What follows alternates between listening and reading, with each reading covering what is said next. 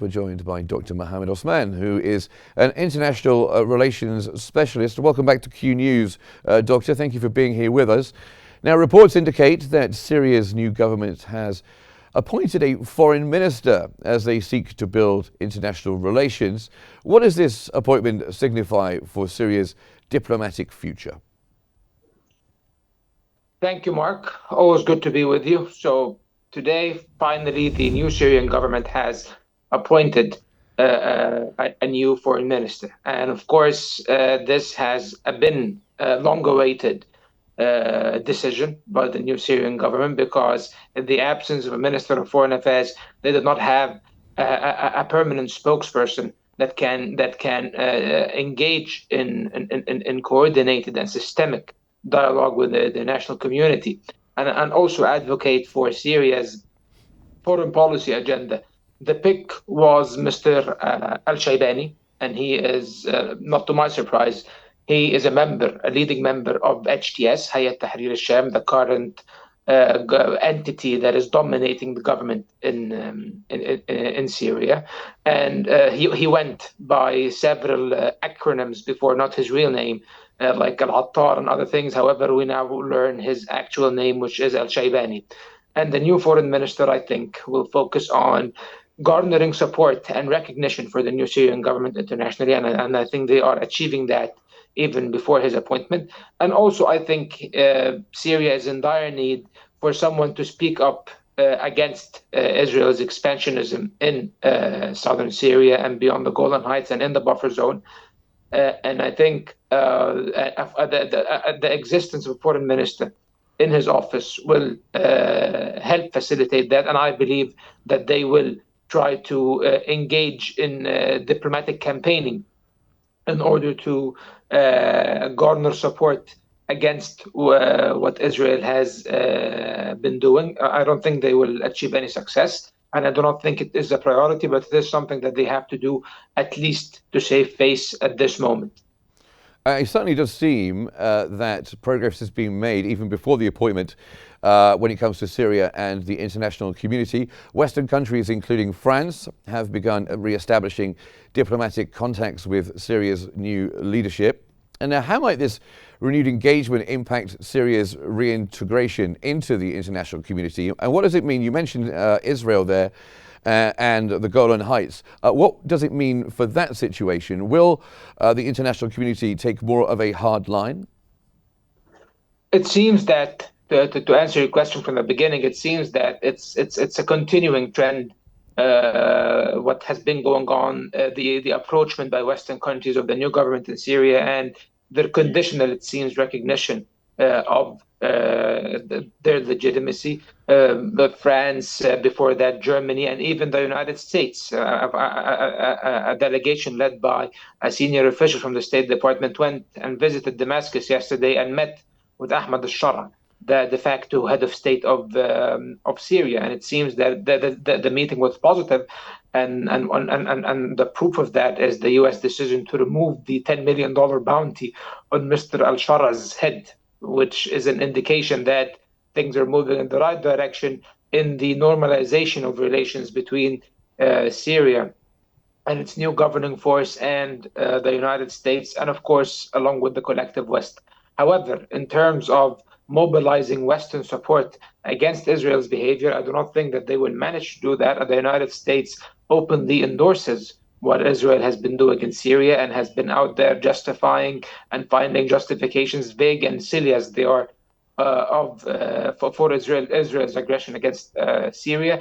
European countries, they were a bit vocal, but they didn't seem to be willing to take any action, just like the case with Gaza and Lebanon before that. So let's not pretend to be surprised. So I do not think it will improve anything on that front. And I do not think it's even a priority for the current Syrian government to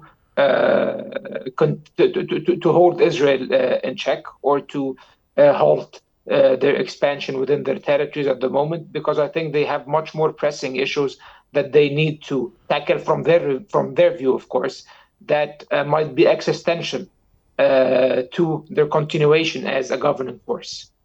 And given these recent power shifts, what are the immediate challenges facing Syria's new authorities in terms of governance and maintaining stability throughout the country?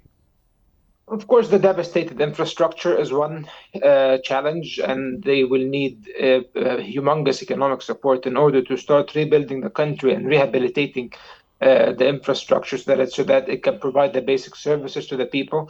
A second challenge is the security challenge and the absence of the military and a regular security force.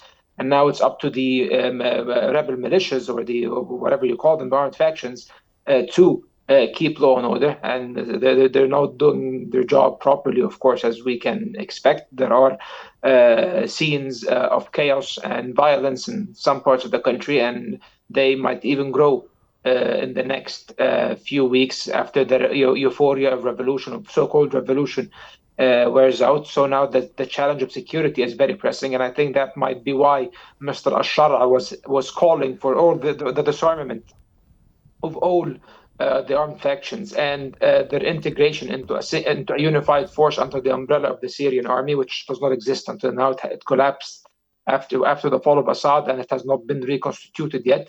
And the third challenge, of course, and I think it's the most pressing, and what you mentioned in the segment, in this current segment while you were reading out the news, was what the IOM said.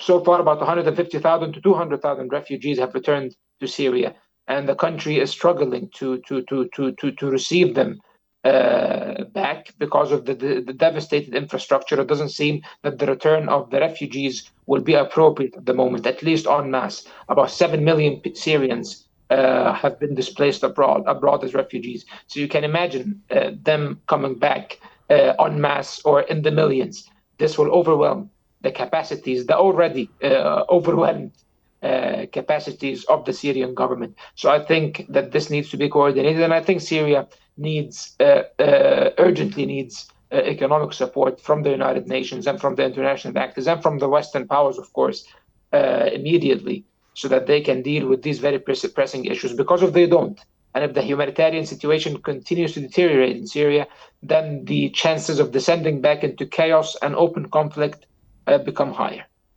And I know many of those Syrians who've been displaced and are either refugees or seeking refugee status elsewhere don't want to come back too early. They want to see what happens first, and many have said that. Looking ahead, what role do you foresee for regional powers and the international community in supporting Syria's transition during this critical period? Well, we are hearing the right messages, at least what we hear in the press statements to the press made by various governments. For example, the Arab countries led by Egypt and Saudi Arabia and Qatar and Iraq and others, they are focused on guaranteeing a political transition in Syria that is inclusive and that is stable and that can be open to all the actors in Syria, all the political and social actors, as well as the different ethnic groups and religious groups. This is an approach, and at the same time, Turkey is singing the same song. However, Turkey is engaging in a conflict by proxy with one of the components of Syrian society and the Syrian political scene and the military scene, which is the SDF, which represents the interests of the Kurds, and they want Kurdish autonomy. Turkey wants to deny them autonomy, and Turkey seems to be taking military action to that effect. Today in the city of Jarablus in northern Syria, Turkish tanks and armored vehicles rolled into the city, which is under some pro-Turkish rebel forces, under control of some pro-Turkish rebel forces. And there are indications that Turkey might actually launch a military operation in northern Syria in the area of Kobani. And this is a very dangerous escalation if it happens. The United States is struggling and exerting great efforts to prevent this from happening, because Turkey and its proxies are an ally of the United States in Syria, and the SDF is an integral ally of the United States in Syria as well in their fight against ISIS and other radical Islamists. So it seems that the United States is trying to maintain that. Whether the Trump administration will continue to do that after the Biden administration, we do not know. Trump does not seems very disinterested from what we read from his statements about Syria, and this Of course, less U.S. involvement in this regard is a negative. And also other regional actors like Iran, for example, even though they have been kicked out of Syria, basically. However, they might be seeking to reassert some influence and find once again a renewed role inside Syria, which might cause instability if they do that in the wrong way. And speaking of international actors, the Russians, they are only eager to maintain their bases in Hamaymim and Tartus on the Syrian coast. However, it doesn't seem that they will be very involved. However, the statements by President Vladimir Putin that he will meet with President Bashar al-Assad and that he is still invested in Syria do raise concerns about the nature of the future Russian role. Well, thank you very much, Dr. Mohamed Osman, for your analysis of the situation in Syria. Thank you very much.